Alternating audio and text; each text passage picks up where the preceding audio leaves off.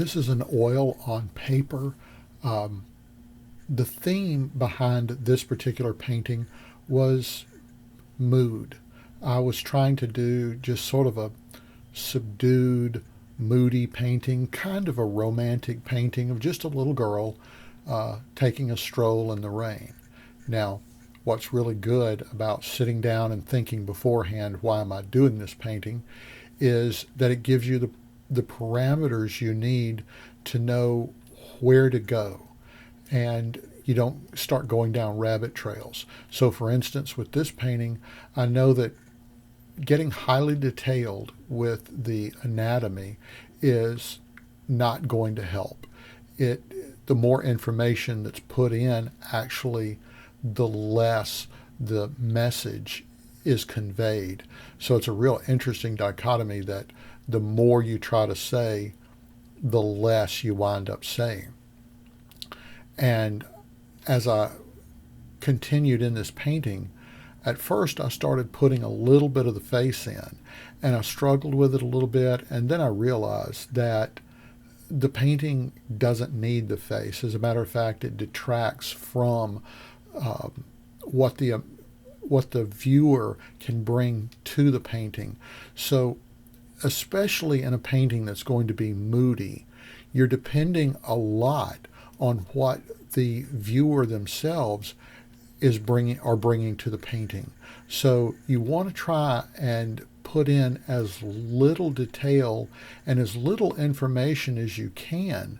Think of uh, the stereotypical castle on the moor in a movie.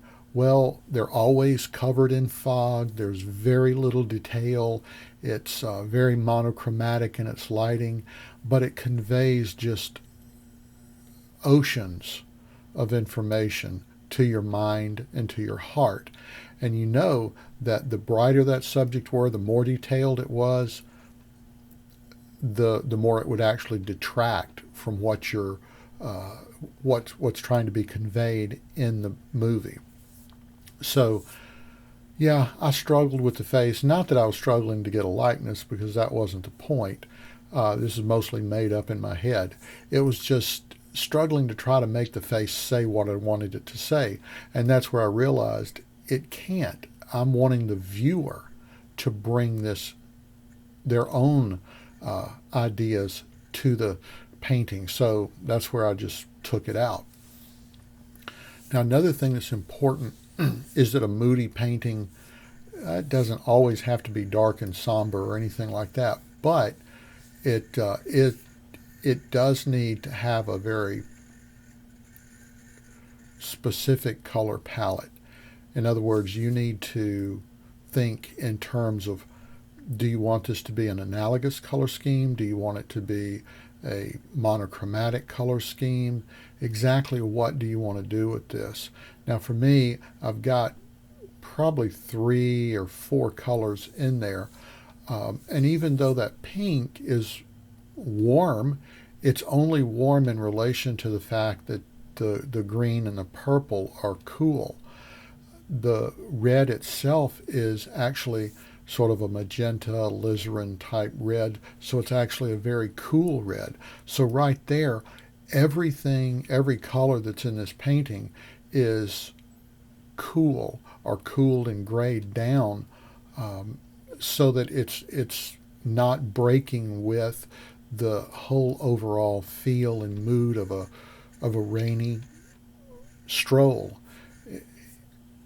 There can be bright lights and things like that, but that's, maybe if you got a street light and stuff like that. For something like this, you really want to be careful and keep everything subdued, because if I were to put anything really warm in this painting, it would really draw attention to itself. And that would be okay if that's actually what I want to do. But it's easy to fall into looking at your source material and going, oh, it's warm, so just grabbing it and putting it in warm, and not realizing that, well, that's a warm island in a sea of cool color, and that just became your main focal point. So be really aware of that. And by also keeping my colors in a very limited palette, then I was able to relate everybody to one another, because anything that had to be subdued, the only way to subdue it was to, well, A, put some white in it, but B, if I was going to gray it down, well, I didn't have anything other than the other two colors that were on my palette. Now these are actually very bright colors. I think it was quinacridone green, or no, yeah, quinacridone green, probably alizarin permanent, and dioxazine purple. Now these are all three very bright, intense colors, and you have to be careful with them because they can be overwhelming. But if you feel confident and know what you're doing, then the first thing you want to do is remember you got your white, which always deadens any color it touches. But also, by mixing any of those together, you're going to start graying them down, and making them relate to one another. So that's another positive reason to keep your color palette very subdued, is that all of your color mixtures will relate better to one another, even if they're sort of far apart on the color wheel. They'll relate together because they're the only game in town. So that's always a good idea to keep yourself from getting overwhelmed with color. So, okay, well, I just, this was a quick little demo, and I just enjoyed doing it very much. It's just a fun little exercise. And I actually did a series, and I'm going to continue doing a series of these. I really enjoy these little moody paintings. All right, well, thanks for listening.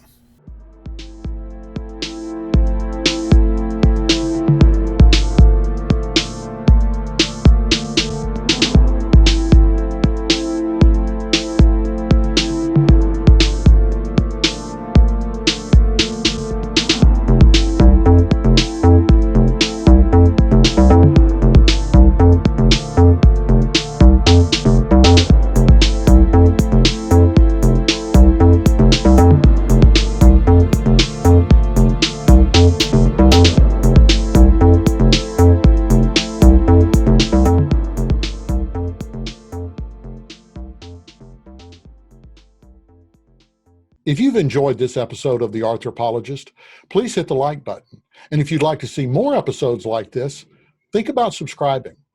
I'm Bill Wilson, and I'm The Arthropologist.